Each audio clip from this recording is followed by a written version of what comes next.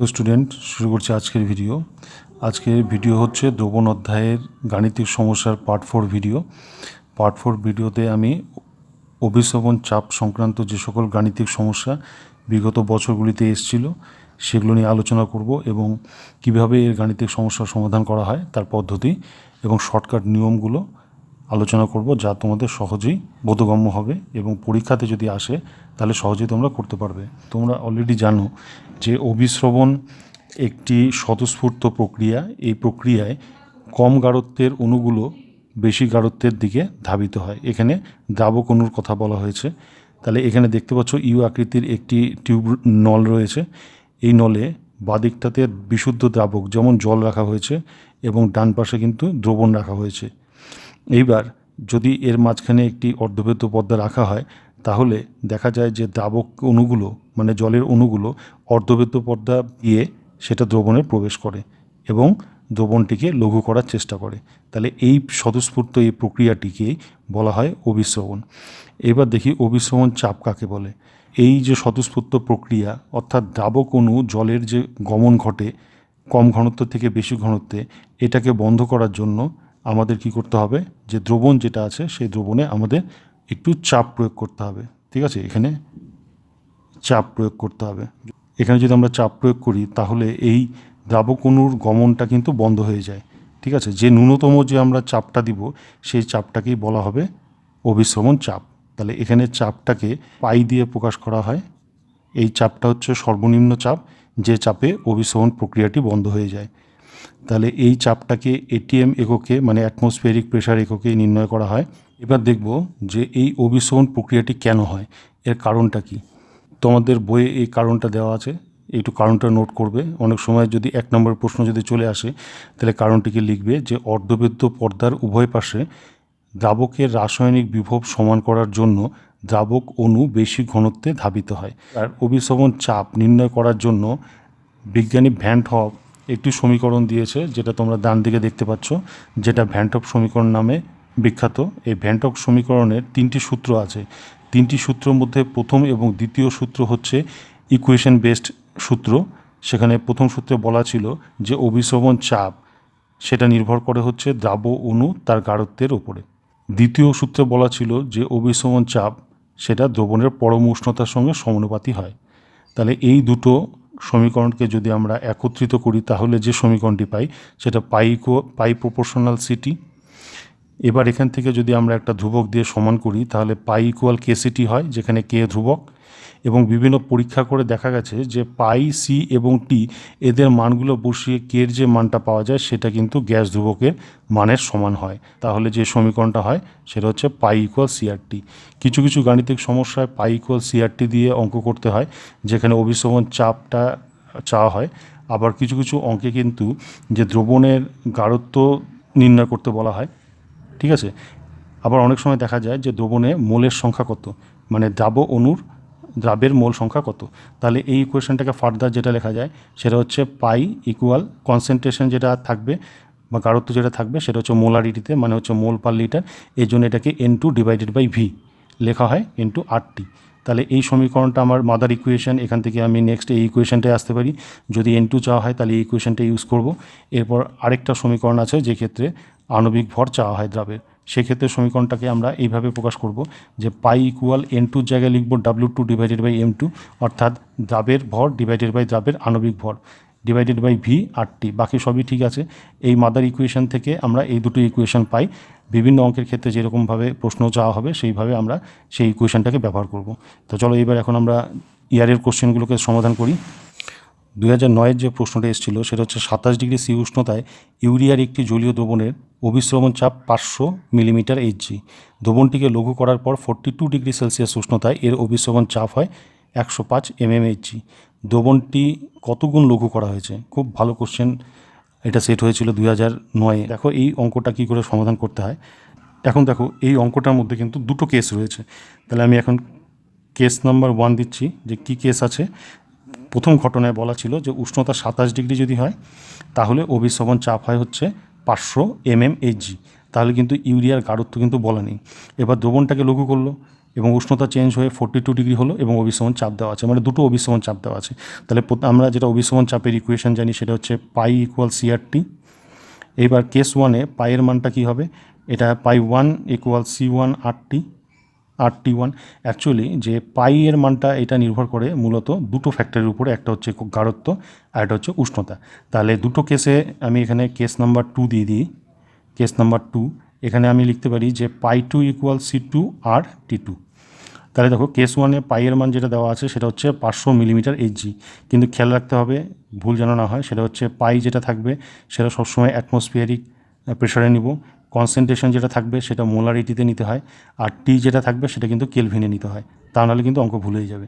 তাহলে 500 millimetre এইচজিকে atmospheric প্রেশারে যদি কনভার্ট করতে হয় তাহলে সেটাকে 760 মিলিমিটার এইচজি দিয়ে ভাগ করতে হবে, কারণ 760 মিলিমিটার এইচজি মানে 1 অ্যাটমসফিয়ারিক প্রেশার। এবার প্রথম দ্রবণের ক্ষেত্রে কিন্তু গাঢ়ত্ব বলা নেই, তাহলে আমি এখানে C1ই রাখলাম, আরের মান বসাবো না, আরটা আরই রাখছি। কেন রাখছি এখনই বুঝতে পারবে। উষ্ণতা যেটা আছে 27 ডিগ্রি সেলসিয়াস, এটাকে কেলভিনে নিলে 300 কেলভিন হয়। তাহলে এটা আমি ইকুয়েশন নাম্বার 1 দিয়ে দিচ্ছি। এবার দেখো সেকেন্ড কেসটাতে বলা আছে যে 42 ডিগ্রি সেলসিয়াস উষ্ণতা আর অভিসরণ চাপ 105। তাহলে অভিসরণ চাপ পাই 2 এর জায়গায় লিখব 105 ডিভাইডেড বাই 760 ইকুয়াল কনসেন্ট্রেশন জানি না, যে গাঢ়ত্বে এই চাপ হয় সেটা জানা নেই, সেটা C2 লিখলাম। আর T2 যেটা হবে সেটা হচ্ছে 42 প্লাস 273।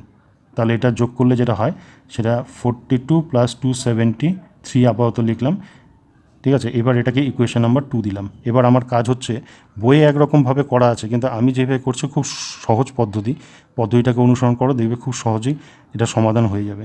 তাহলে 1টাকে 2 দিয়ে আমি ভাগ করছি, আর ভিডিওটিকে অবশ্যই শেষ পর্যন্ত দেখবে, তাহলে অভিসরণ চাপ সংক্রান্ত গাণিতিক সমস্যার সমাধান একদম সহজ হয়ে যাবে। তাহলে বাদিকটাকে ডান দিক দিয়ে ভাগ করলে তাহলে কী হবে, এটা অনন্যকটা নিতে হবে 760 মানে উল্টে যাবে, ডিভাইডেড বাই 105 ইকুয়াল এটা ডান দিকে আছে C1 R into 300 divided by এখানে হচ্ছে C2 R ইন্টু, এটা ব্র্যাকেট আর দিচ্ছি না, ইন্টু এটা যোগ করলে হবে হচ্ছে 5, তাহলে 315 হয়, ঠিক আছে। এবার দেখো খুব সহজেই আর ক্যান্সেল হয়ে যায়, আরের মানটা কিন্তু মানে ক্যান্সেল হওয়ার জন্যই কিন্তু আরের মানটা আমি এখানে বসাইনি। তো এবার এটাকে সমাধান করি, দেখো 760 ক্যান্সেল হয়ে যাচ্ছে, 5 দিয়ে এটা কাটো হয়ে যাবে 100, 5 দিয়ে এটাকে কাটো হয়ে যাবে 21, ঠিক আছে। এইবার দেখো নেক্সট যেটা করব সেটা হচ্ছে 3 দিয়ে ভাগ করো, এটা হয়ে যাবে 100, 3 দিয়ে ভাগ করলে এটা হবে 105, ঠিক আছে। দেখো উপরে 100, এই 100 ক্যান্সেল হয়ে যাচ্ছে, তাহলে C1/C2 যেটা থাকে সেটা এদিকে থাকে হচ্ছে 1/21 আর এখানে থাকে 105। আচ্ছা 21 দিয়ে এটা ক্যান্সেল করলে এটা হবে 1, এটা হবে হচ্ছে 5।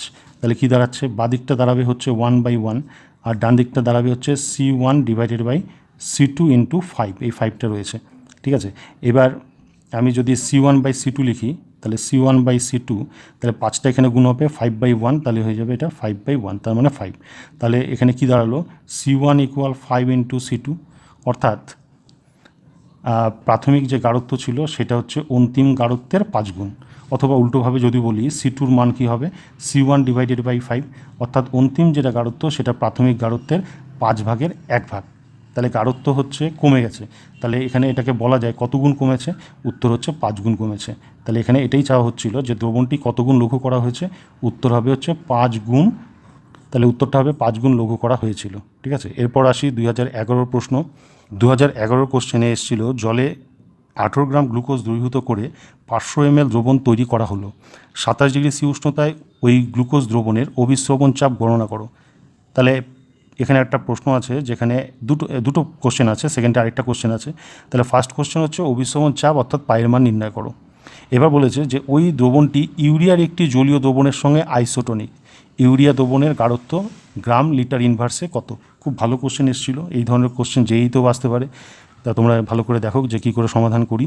তাহলে এটার সলিউশন, যেহেতু অভিস্রবণ চাপের মান বের করতে বলেছে তাহলে আমরা ভ্যান অফ ইকুয়েশন থেকে পাই ইকুয়াল সিআরটি জানি। এবার কনসেন্ট্রেশন যেটা আছে সেটা কী করে নির্ণয় করব, কনসেন্ট্রেশন তো মোলারিটিতে, তার মানে N2 divided by V into RT।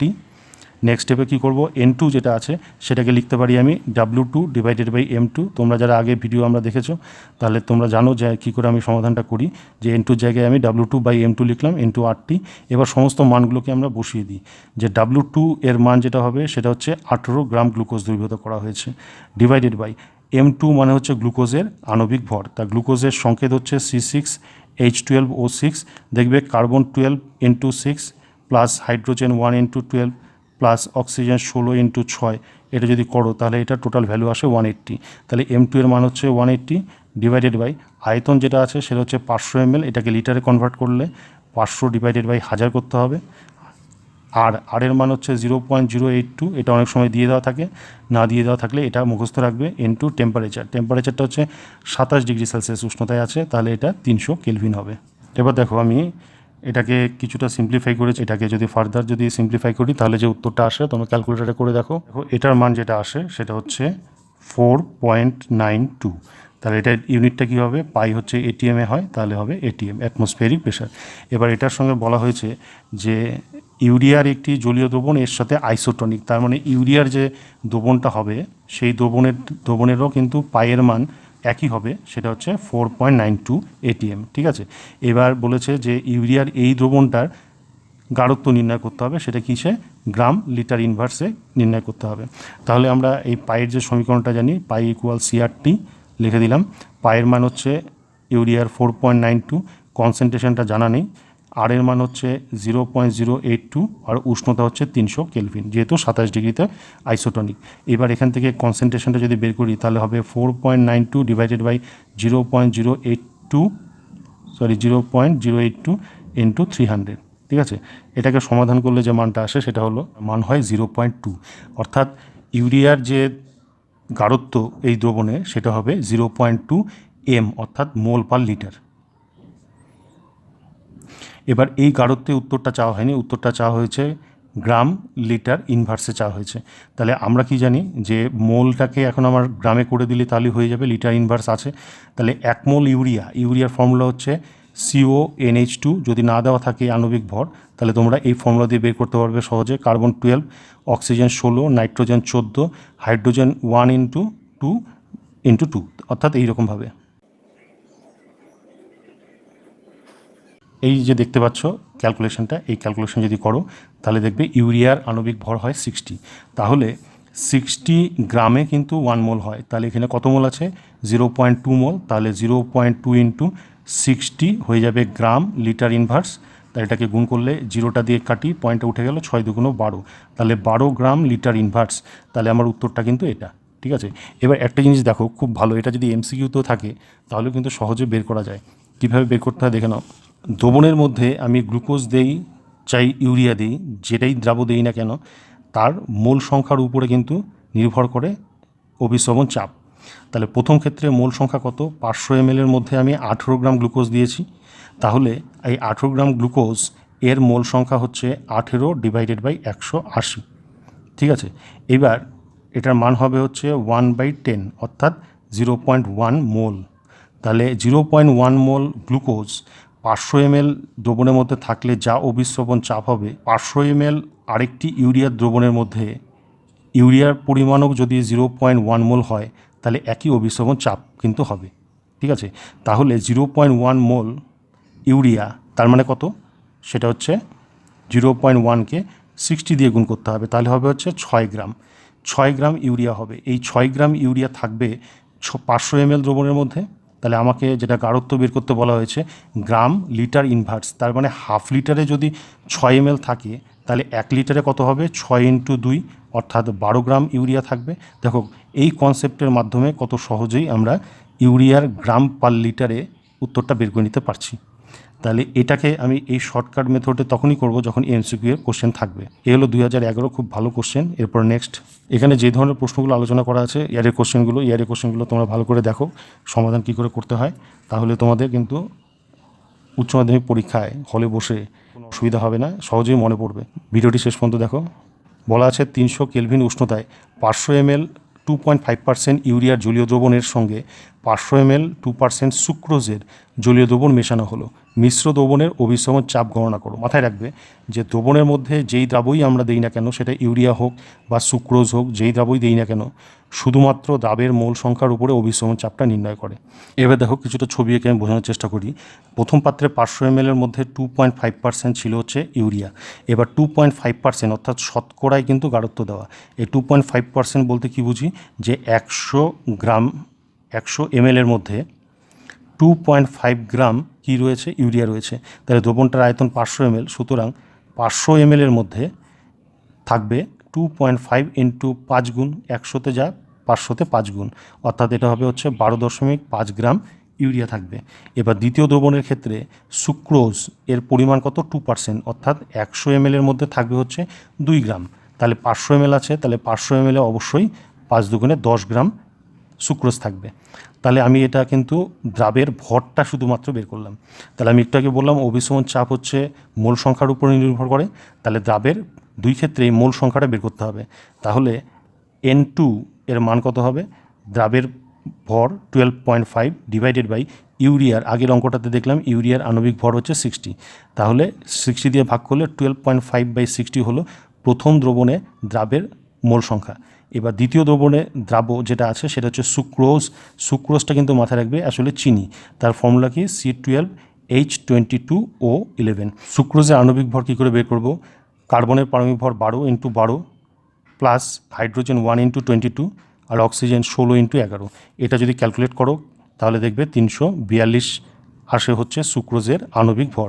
তাহলে 10 গ্রাম সুক্রোজ আছে, তাহলে সুক্রোজের আণবিক ভর N2 যেটা হবে সেটা হচ্ছে 10 ডিভাইডেড বাই 342, তাহলে এত মোল হয়ে গেল।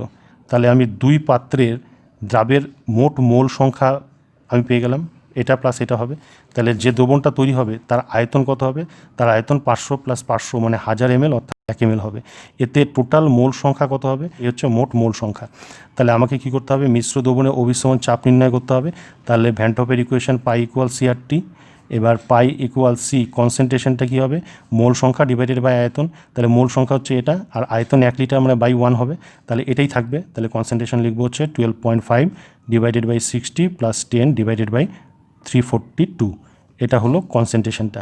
এবার আর এর মান হবে 0.082 ইন্টু টেম্পারেচার 300 কেলভিন, কেলভিনেই আছে, অসুবিধা নেই, 300 লিখে দিলাম। এটাকে তোমরা যদি ক্যালকুলেটর দিয়ে ক্যালকুলেশন করো দেখবে এটার মান 5.844 ATM চলে আসবে। খুব ভালো কোশ্চেন দিয়েছে যে দুইটা দ্রবণকে মিশিয়ে নতুন একটি মিশ্রণ তৈরি করলাম, তার পাইয়ের মান মাথায় রাখতে হবে। দুই দ্রবণের কিন্তু দ্রাবের মোল সংখ্যা বের করে নিতে হবে, তাকে যোগ করে নতুন দ্রবণের মোল সংখ্যা হবে, সেটা পাই = CRT-তে বসিয়ে দিলে পাইয়ের মানটা বেরোয় যাবে। এরপর আসি 2013 প্রশ্ন। 2013-তে বলা ছিল যে 27 ডিগ্রি সি তাপমাত্রায় 2.5 গ্রাম প্রোটিনের 600 ml জলীয় দ্রবণের অভিসরণ চাপ হচ্ছে 22 মিলিমিটার Hg। প্রোটিনটির আপেক্ষিক আণবিক ভর নির্ণয় করো। আমি শুরুতেই বলেছিলাম যে কখনো কখনো পায়ের মান বের করতে দেয় অভিসরণ চাপ, কখনো কখনো আণবিক ভর দ্রাবের বের করতে দেয়। তাহলে এই অঙ্কটা হচ্ছে আণবিক ভর বের করার অঙ্ক। তাহলে টেম্পারেচার প্রদত্ত বিষয়গুলো লিখে নিই। টেম্পারেচার হচ্ছে 27 ডিগ্রি সেলসিয়াস মানে হচ্ছে 300 কেলভিন। দ্রাবের যেটা ভর সেটা হচ্ছে W2, তার পরিমাণ হচ্ছে 2.5 গ্রাম। দ্রবণের আয়তন ভলিউম হচ্ছে 600 ml, এটাকে লিটারে করলে 0.6 লিটার হয়ে যায়। অভিসরণ চাপ মানে পাইয়ের মান বলা আছে 25 মিলিমিটার Hg, এটাকে অবশ্যই আমরা ATM-এ করবো, তাহলে 25/760 ATM হয়ে গেল। এবার প্রোটিনটার আপেক্ষিক আণবিক ভর নির্ণয় করো। তাহলে ভ্যান টপের ইকুয়েশন পাই = CRT জানি, এখান থেকে ফার্দার লেখা যায় N2 ডিভাইডেড বাই VRT, তারপরে যে সমীকরণটা লেখা যায় N2 এর জায়গায় সেটা হচ্ছে W2 divided by M2 divided by V into RT, ঠিক আছে, এটা হচ্ছে পাইয়ের মান। তাহলে আমার দরকার হচ্ছে M2 এর মান, তাহলে আমি আস্তে আস্তে এগুলোকে বর্গমূল করে M2 এর ইকুয়েশনটা বের করি।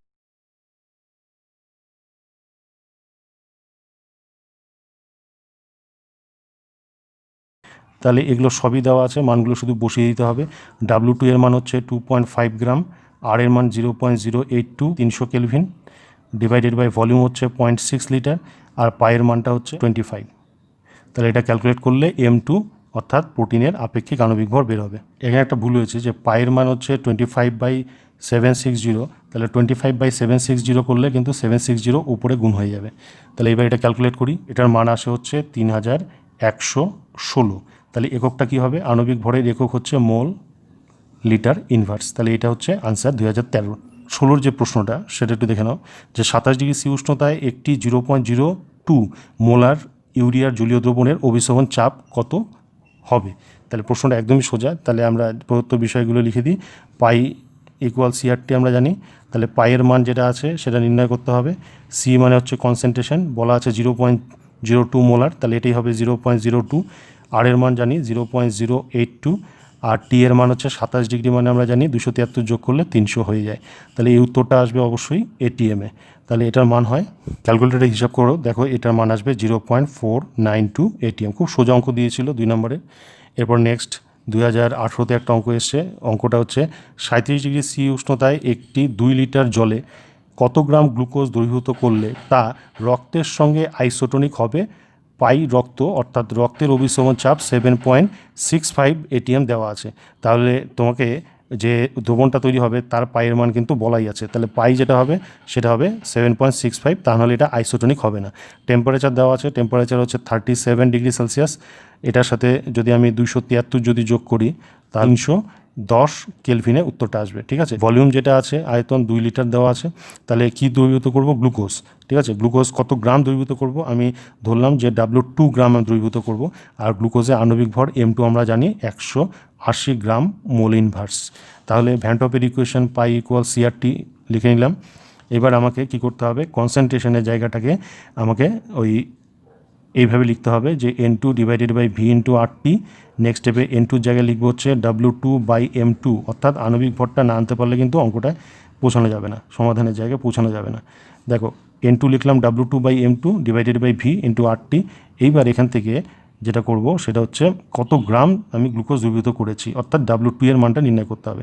তাহলে পাই ইকুয়াল আমি লিখবো W2 divided by M2, R V যেটা আছে সেটা নিচেই থাকবে ইন্টু V RT। তাহলে আমার দরকার W2। তাহলে এইভাবে তোমরা যেটা দরকার সেটা আগে বের করে নিয়ে তারপরে কিন্তু বসাও, তাহলে সুবিধা হবে। তাহলে W2 কী হবে, পাইয়ের সাথে M2 আর V গুণ হবে, তাহলে পাই ডট M2 ইন্টু V, আর RTটা নিচে চলে আসবে। এবার মানগুলো সুন্দর করে বসাই। পাইয়ের মানটা হচ্ছে 7.65, M2 যেটা আছে আণবিক ভর 180, আয়তন বলা আছে 2 লিটার, তাহলে 2 লিখলাম, আর আর এর মান হচ্ছে 0.082, আর টেম্পারেচার বলা আছে 310 কেলভিন। তাহলে চলো এটাকে আমরা ক্যালকুলেশন করি। তোটা আসে সেটা হচ্ছে 108.34 গ্রাম। তাহলে গ্লুকোজের পরিমাণ কতখানি দিতে হবে, যেটা নাকি রক্তের সঙ্গে আইসোটোনিক হবে, 2 লিটারের মধ্যে 108.34 গ্রাম গ্লুকোজ দ্রবীভূত করতে হবে। এই হলো 2018 প্রশ্নের সমাধান। তা আশা করি ভিডিওটি ভালো লাগলো। যদি ভিডিওটি ভালো লাগে তাহলে অবশ্যই চ্যানেলটিকে সাবস্ক্রাইব করবে।